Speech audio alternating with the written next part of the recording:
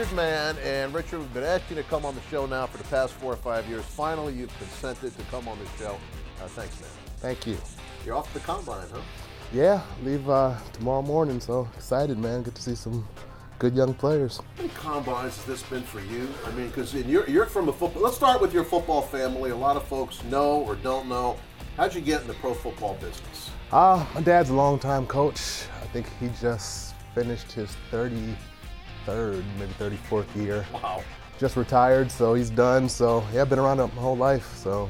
When did you know you were going to be a scout? When did you know you wanted to be a scout? Well, he was a long-time coach, so it was coaching for me, and then probably around 12, 13 years old. You always hear the story everybody says they used to play Mann and they do only the roster building. Yeah. That was me. Same story every scout. Really? So I was more interested in that than the coaching. So I wasn't good at anything else. I wasn't good enough athlete. I wasn't fast enough. I wasn't this or that. So it was always going to be something for football for me, hopefully. So what is your official title here with the Redskins? I am the Assistant Director of Pro Personnel. It's a lot of words. So you work with Santos? Yes. Yes. You guys, you know what? Describe the camaraderie amongst the scouts, because you guys watch tape together all day long. You have your meals together. Pretty much, you guys are together. I mean, even me and Daryl and Charlie, I mean, we don't spend that much time together. We're here, but we're not all the time together. What's the feeling like amongst your crew? Well, it's kind of two separate groups. Got the in-house guys, the out-house guys, meaning the college guys aren't always here. So us in-house crew, 7 a.m., 7 p.m. during the season, we're here, we're around each other, we're going at each other, we're friends, we're enemies, we're arguing, just like any type of family situation. But at the end of the day, we all want to work hard, we want to win games, so we all do our part together. But it's fun to be around a group of guys you get along well with. You work directly with Doug Williams, and you're old enough to know what Doug Williams has meant to the game of football and to a whole, I'd say, multiple generations of people across the country. What's it like working with Doug? It's great. This is my second time with Doug. I was with Doug down in Tampa also, so it's just awesome to have somebody that means so much to the game of football, to African Americans, to look up to somebody like that.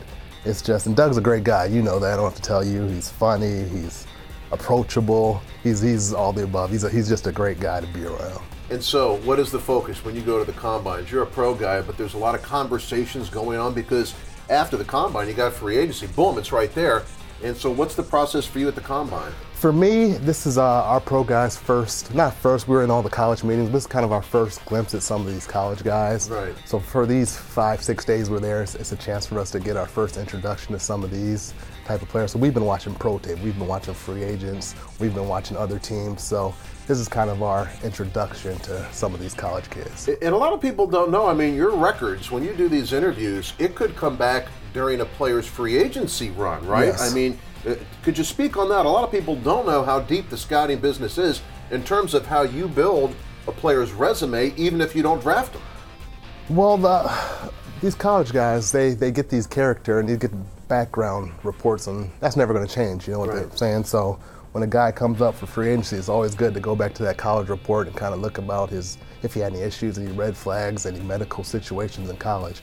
It's always good to know that information 3, 4, 5 years down the line when it's his free agency turn. So all the information kind of helps fit into the puzzle we try to build on these players. Final thing for you, free agency's coming around the corner, and as I've talked about, can't talk about these quarterbacks, can't talk about a lot because we have to wait until everything is official. We have to wait until free agency begins, the new league year.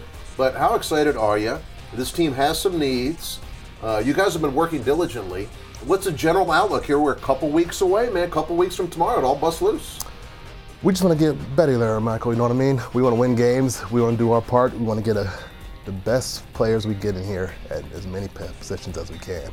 Can never have enough good players. So it's our job to get as many of those guys as we can.